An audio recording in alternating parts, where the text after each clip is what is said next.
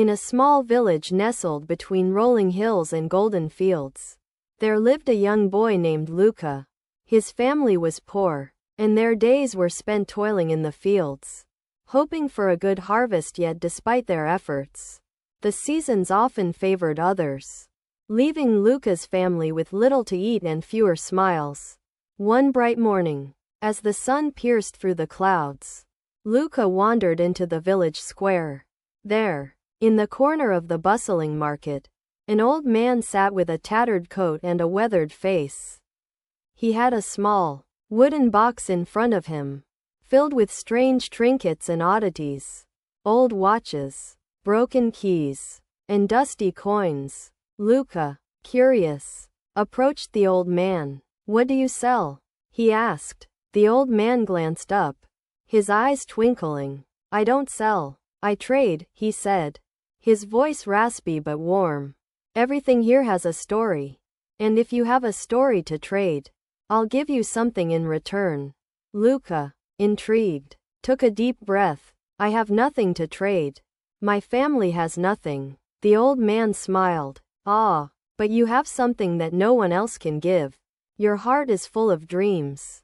My boy, that is worth more than gold." Luca frowned, unsure of what the old man meant, but he was fascinated. "What will you give me then?" he asked. The old man reached into the wooden box and pulled out a small, tarnished coin. It shimmered in the sunlight, though it was old and worn. "This is a lucky coin," he said.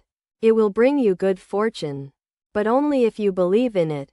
Luca hesitated. He had heard tales of lucky charms before, but he had never put much stock in them. Still, something about the old man's words made him feel hopeful. He took the coin, holding it carefully in his palm. "Thank you," Luca whispered, unsure of what else to say. "Remember," the old man said with a grin, "it's not the coin that holds the magic. It's the belief that it can." Luca left the square that day with a new sense of purpose. He carried the coin with him everywhere he went, and every time he faced a challenge, he would hold it tightly in his hand, whispering words of hope and faith. Weeks passed, and as the harvest season approached, something miraculous began to happen. Luca's family, once on the brink of despair, began to experience small blessings. A neighbor who owed them money returned the debt. A hidden spring was discovered in the field, providing fresh water for the crops. And as the harvest came in, it was the largest anyone had seen in years. Luca couldn't help but smile as he worked in the fields. His hands were still rough, his life still humble, but for the first time in years, his heart was light. He knew that the coin had played a part, but even more than that, it was the belief in the possibility of change that had sparked the good fortune. One day, as Luca was walking to the market, he passed the square and saw the old man sitting there again, his weathered face still smiling. Luca approached him with a grin of his own. "Thank you," he said, holding out the coin. The old man raised an eyebrow. "For what?" "For everything," Luca replied.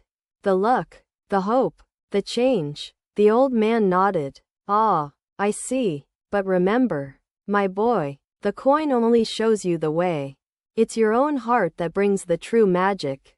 With that, the old man vanished into the crowd, and Luca stood there, holding the coin that had led him to his dreams, realizing that sometimes, all it took was a little belief, and a little luck, to change everything.